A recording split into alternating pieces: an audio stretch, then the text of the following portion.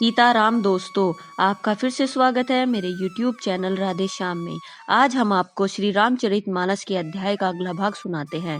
सुनाने से पहले मेरी आप सबसे विनती है कि आप सब मेरे चैनल को सब्सक्राइब, लाइक और शेयर करना ना भूलें। तो चलो आइए शुरू करते हैं। आज की हम आगे की राम कथा प्रारंभ करते हैं। जय श्री राम। कृपा सिंधु मुनि दर्शन तोरे, चारि पदारथ कर तल मोरे। प्रभु ही कतधापि प्रसन्न बिलोकी, मागी अगम बर होई अशोकी। हे दया सागर मुनि, आपके दर्शन के ही चारों पदार्थ अर्थ, धर्म, काम और मोक्ष मेरी मुट्ठी में आ गए। तो भी स्वामी को प्रसन्न देखकर मैं यह दुर्लभ वर मांगकर क्यों न शोक रहित हो जाऊं। जरा मरण दुख रहित तनु, समर जीत नहीं को। एक छत्र रिपुहीन मही, राजा कलप सत हो। मेरा शरीर वृद्धा अवस्था, मृत्यु और दुख से रहित हो जाए, मुझे युद्ध में कोई जीत न सके और पृथ्वी पर मेरा 100 कल्प तक एक छत्र अटक राज्य हो। कहता पस नर ऐसे ही होऊ, कारण एक कठिन सुन सोऊ।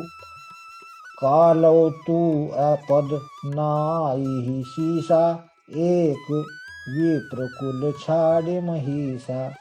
तपस्वी ने कहा, हे राजन ऐसा ही हो, पर एक बात कठिन है, उसे भी सुन लो।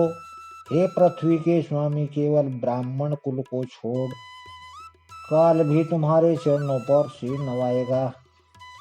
तप बल विप्र सदा बरियारा, तिनके कोप न कऊ रखवारा। जो विप्र न सब करहु नरेशा, तो तू बस विधि विष्णु महेशा। तप के बल से ब्राह्मण सदा बलवान रहते हैं, उनके क्रोध से रक्षा करने वाला कोई नहीं है। हे नरपति, यदि तुम ब्राह्मणों को वश में कर लो, तो ब्रह्मा विष्णु और महेश भी तुम्हारे अधीन हो जाएंगे। चल न ब्रह्म कुल सन बरियाई, सत्य कह उदो भुजा उठाई। विप्र श्राप विष्णु सुनु महिपाला, तोर नाश नहीं कौन हुकाला। ब्राह्मण कुल से जोर जबरदस्ती नहीं चल सकती, मैं दोनों भुजा उठाकर सत्य कहता हूँ। हे राजन सुनो, ब्राह्मणों के श्राप बिना तुम्हारा किसी काल में नाश नहीं हो सकता। हर्ष उराव वचन सुनितासु, नाथ न होय मोर अब नासु। तब प्रसाद प्रभु कृपा निधाना, मोकहु सर्व काल कल्याणा। राजा उसके वचन सुनकर बड़ा प्रसन्न हुआ और कहने लगा, हे स्वामी, मेरा नाश अब नहीं होगा। हे कृपा निधान प्रभु, आपकी कृपा से मेरा सब समय कल्याण होगा। एवमस्तु कही कपट मुनि बोला, कुटिल बहोरी। विमल हमार बुलावनी, कहू हम ही न खोरी। एवं तो ऐसा ही हो कहकर वह कुटिल कपटी मुनि फिर बोला, किंतु तुम मेरे मिलने तथा अपने राह भूल जाने की बात किसी से कहना नहीं। यदि कह दोगे तो हमारा दोष नहीं। तात में तो ही बर जऊ राजा, कहे कथा तब परम अकाजा। छठे स्वर्ण यह परत कहानी, नाश तुम्हार सत्य मम बानी। हे राजन, मैं तुमको इसलिए मना करता हूँ कि इस प्रश्न को कहने से तुम्हारी बड़ी हानि होगी। छठे कान में यह बात पड़ते ही तुम्हारा नाश हो जाएगा, यह मेरा वचन सत्य जानना। यह प्रगट अथवा द्विज श्रापा, नाश तोर सुन भानु प्रतापा। आन उपाय निधन तब नाही, जो हरिहर को पहि मन माही। हे प्रताप भानु, सुनो इस बात के प्रकट करने से अथवा ब्राह्मणों के श्राप से तुम्हारा नाश होगा, और किसी उपाय से चाहे ब्रह्मा और शंकर भी मन में क्रोध करें, तुम्हारी मृत्यु नहीं होगी। सत्यनाथ पद गही नृप भाषा, द्विज गुरु कोप कहऊ सब राखा। राखई गुरु जो कोप विधाता, गुरु विरोध नहीं को जग त्राता। राजा ने मुनि के चरण पकड़कर कहा, हे स्वामी, सत्य ही है। ब्राह्मण और गुरु के क्रोध से कहिए, कौन रक्षा कर सकता है? यदि ब्रह्मा भी क्रोध करे तो गुरु बचा लेते हैं, परंतु गुरु से विरोध करने पर जगत में कोई भी बचाने वाला नहीं है। जो न चबल हम कहे तुम्हारे, हो नाश नहीं सोच हमारे। एक ही डर डरपत मन मोरा, प्रभु महिदेव श्राप अति घोरा। यदि मैं आपके कथन के अनुसार नहीं चलूंगा तो भले ही मेरा नाश हो जाए, मुझे इसकी चिंता नहीं। मेरा मन तो यह, हे प्रभु, केवल एक ही डर से डर रहा है कि ब्राह्मणों का श्राप बड़ा भयानक होता है। होई विप्र बस कवन विधि, कहु कृपा करि सोऊ। तुम तज दीन दयाल, निज हित न देखऊ को। हे ब्राह्मण, किस प्रकार से वश में हो सकते हैं, कृपा करके वह भी बतलाइए। हे दीन दयालु, आपको छोड़कर और किसी को मैं अपना हितु नहीं देखता। सुनु नृप विविध जतन जग माही, कष्ट साध्य पुण्य होई कि नाही। आई एक अति सुगम उपाय, तहाँ परंतु एक कठिनाई। तपस्वी ने कहा, राजन सुनो, संसार में उपाय तो बहुत हैं, पर उन्हें कष्ट साध्य हैं, बड़ी कठिनता से बनते हैं और आते हैं। इस प्रकार भी सिद्ध हो या न हो, उनकी सफलता निश्चित नहीं। हाँ, एक उपाय बहुत सहज है, परंतु उसमें भी एक कठिनता है। मम आधीन युक्ति नृप सोई, मोर जाब तब नगर न होई। आज लगे और तब ते भैऊ काहू के, ग्रह ग्राम न गहू। हे राजन, वह युक्ति तो मेरे हाथ है, पर मेरा जाना तुम्हारे नगर में हो नहीं सकता। जब से पैदा हुआ हूँ तब से आज तक मैं किसी के घर अथवा गाँव नहीं गया।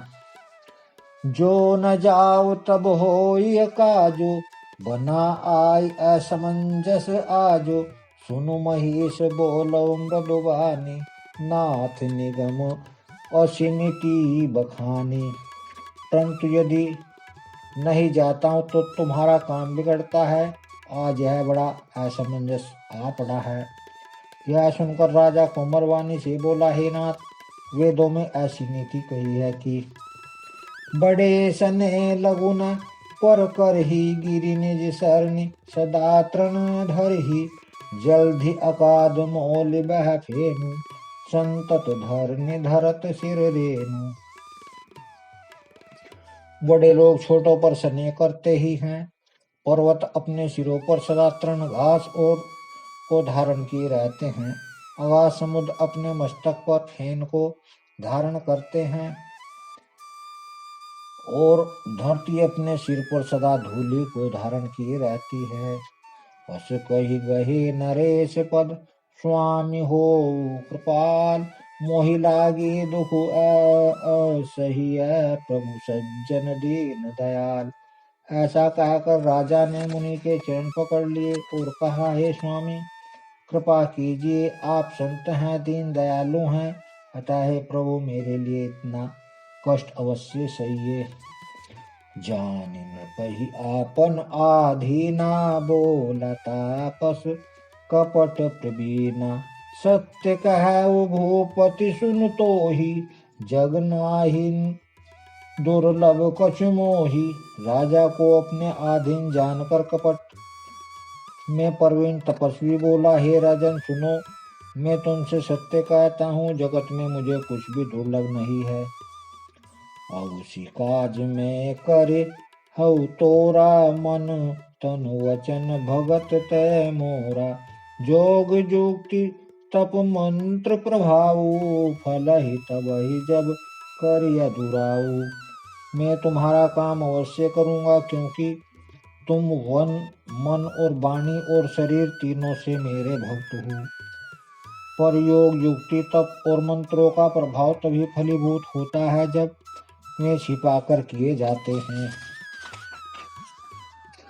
जो नरेश में करो रसोई, तुम पर सो मोहि जान न कोई। अन्न सो जोई जोई भोजन करही, सोई सोई तब आयसु अनुसरही। हे नरपति, मैं यदि रसोई बनाऊं और तुम उसे परोसो और मुझे कोई जानने ना पावे, तो उस अन्न को जो जो खाएगा सो तुम्हारा आज्ञाकारी बन जाएगा। पुनीति न के ग्रह जे वही जो, तब बस होई भूप सुन सो।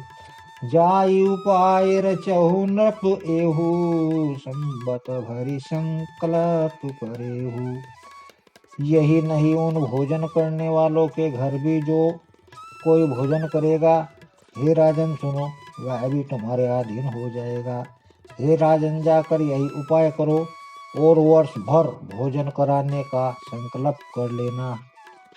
नित नूतन द्विज सास सत, बरेहु सहित परिवार। मैं तुमरे संकल्प लगी, दी नहीं कर भी जेनु नार। नित्य नए नए लाख ब्राह्मणों को कुटुंब सहित निमंत्रण करना। मैं तुम्हारे संकल्प के काल अर्थात 1 वर्ष तक प्रतिदिन भोजन बना दिया करूंगा। एहि विधि भूप कपट अति थोरे, होई हई सकल विप्र बस तोरे। करि हई विप्र होम मक सेवा, तेहि प्रसंग सहज ही बस देवा। हे राजन, इस प्रकार बहुत ही थोड़े परिश्रम से सब ब्राह्मण तुम्हारे वश में हो जाएंगे। ब्राह्मण हवन यज्ञ और सेवा पूजा करेंगे तो उस प्रसंग संबंध से देवता भी सहज ही वश में हो जाएंगे। और एक तो ही कहु लखाऊ, मैं एहि वेश न आऊ बुकाऊ। तुमरे पुरोहित कहू राया, हरिया नभ मैं कर निज माया। मैं एक और पहचान तुमको बता देता हूँ कि मैं इस रूप में कभी न आऊंगा। हे राजन, मैं अपनी माया से तुम्हारे पुरोहित को हर लाऊंगा।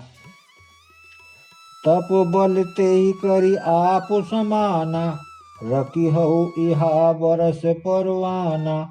मैं धरिता सुबेश सुन राजा, सब विधि तोर समारभ काजा। तप के बल से उसे अपने समान बनाकर 1 वर्ष तक यहाँ रखूंगा। और हे राजन सुनो, मैं उसका रूप बनाकर सब प्रकार से तुम्हारा काम सिद्ध करूंगा। गे निशि बहुत शयन अब कीजे, मोहि तोहि भूप भेट दिन दीजे। मैं तप बल तोहि सुरग समेता, पहुँचऊ हऊ सोवत ही निकेता। हे राजन, रात बहुत बीत गई है, अब सो जाओ। आज से तीसरे दिन मुझसे तुम्हारी भेंट होगी। तप के बल से मैं घोड़े सहित तुमको सोते ही घर में पहुंचा दूंगा। मैं आयब सोई वेश धरी, पहचान हो तब मोई। जब एकांत बुलाए सब कथा सुनावो तोहि। मैं वही पुरोहित का वेश धर कर आऊंगा।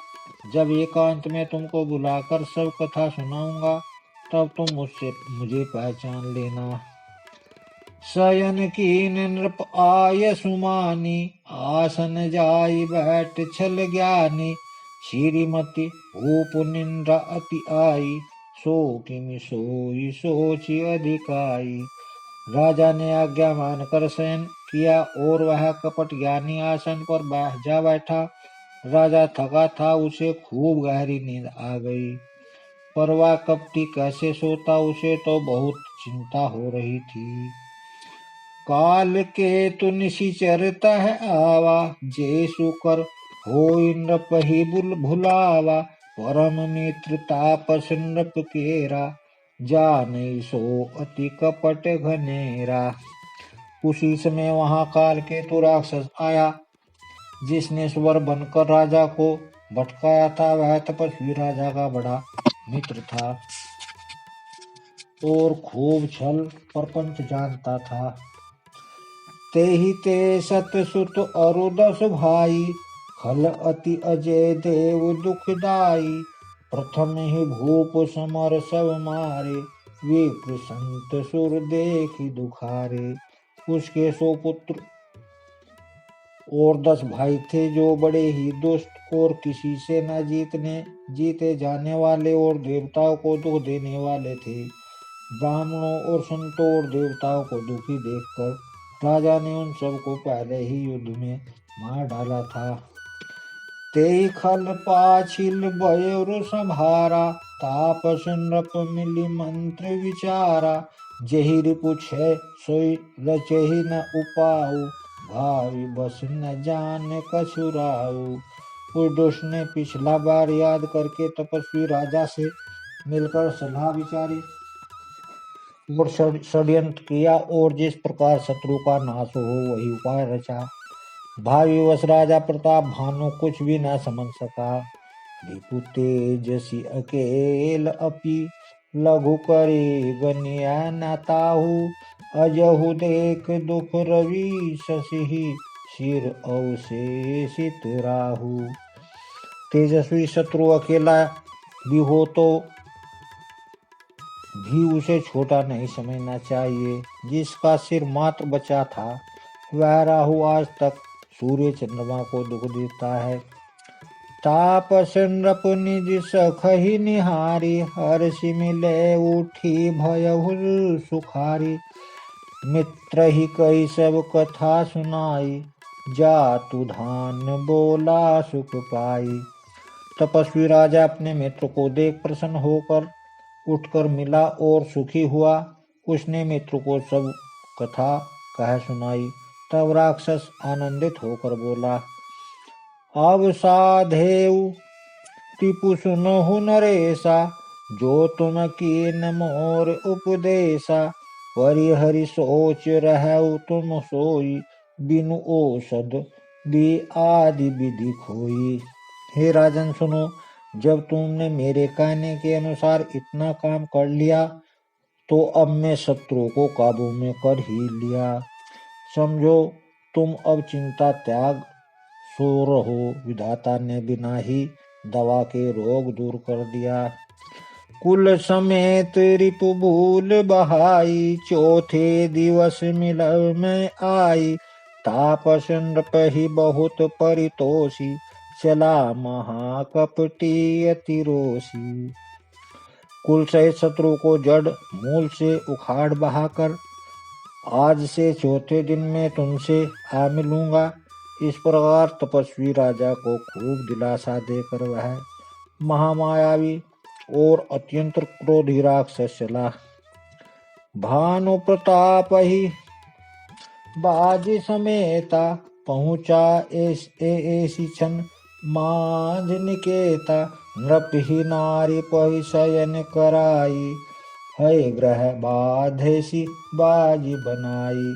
उसने प्रताप भानु राजा को घोड़े सहित क्षण भर में घर पहुंचा दिया। राजा को रानी के पास सुलाकर घोड़े की अच्छी तरह से घुड़साल में बांध दिया। राजा के उपरोहित ही हरि ले गयो बहोरी, ले राखे सिगिरी खो मुँह माया करी मति भूरी।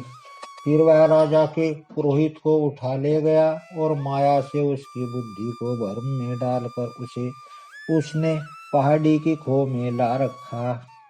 आप विरचि उपरोहित रूपा, पर उजाई तैसे जी अनूपा। जाग नृप अन भय बिहाना, देखि भवन अति अचरज माना। वह आप पुरोहित का रूप बनाकर उसकी सुंदर सेज पर जा लेटा और राजा सवेरा होने से पहले ही जागा और अपना घर देखकर उसने बड़ा ही आश्चर्य माना।